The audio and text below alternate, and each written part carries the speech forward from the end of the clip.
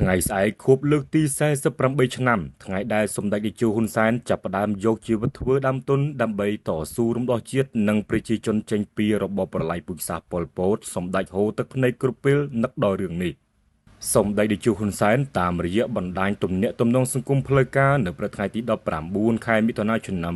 2025នេះបានបង្ហាញពីវីដេអូចម្រៀងមួយបទអមដោយសំណេរខ្លីមួយ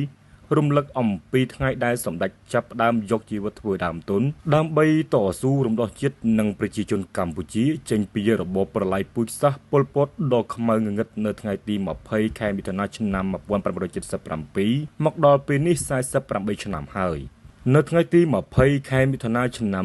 2025ស្អែកនេះគឺជាខួបលើកទី48ឆ្នាំថ្ងៃដែលសម្ដេចតេជោហ៊ុនសែនចាប់ផ្ដើមយកជីវិតធ្វើដើមទុនដើម្បីតស៊ូរំដោះជាតិនិងប្រជាជន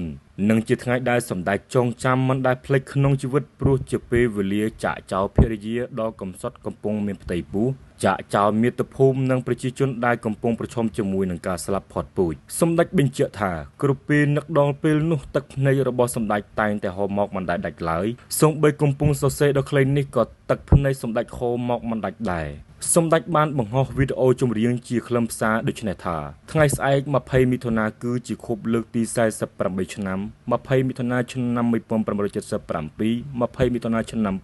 2025ជាថ្ងៃដែលខ្ញុំចាប់ផ្ដើមយកជីវិតធ្វើដើមទុនដើម្បីតស៊ូរំដោះជាតិប្រជាជនដើម្បីតស៊ូរំដោះជាតិរំដោះប្រជាជនចេញពីរបបប្រល័យពូជសាសន៍ប៉ុលពតជាមួយនឹងទឹកភ្នែករាប់ម៉ឺនរាប់សែនលានដំណក់ពេលចាក់ចោលភរិយាដ៏កំសត់កំពុងមានផ្ទៃពោះចាក់ចោលមាតុភូមិនិងប្រជាជនដែលកំពុងប្រឈមជាមួយនឹងការស្លាប់ផុតពូជខ្ញុំពិតឈឺចាប់រោគពាក្យនិយាយមិនបានបើទោះជារឿងនេះបានឆ្លងផុត48ឆ្នាំហើយក្តីក៏ទឹកភ្នែកខ្ញុំនៅតែហូរមកមិនដាច់នៅពេលដែលខ្ញុំនឹកឃើញដល់រឿងនោះសូម្បីតែពេលដែលខ្ញុំវាយអត្ថបទខ្លីមួយនេះក៏ទឹកភ្នែកខ្ញុំហូរចុះមកធ្វើឲ្យស្រវាំងភ្នែកទឹកភ្នែកខ្ញុំប្រហែលឈប់ហូរនៅពេលដែលខ្ញុំលាចាកលោកនេះប៉ុណ្ណោះ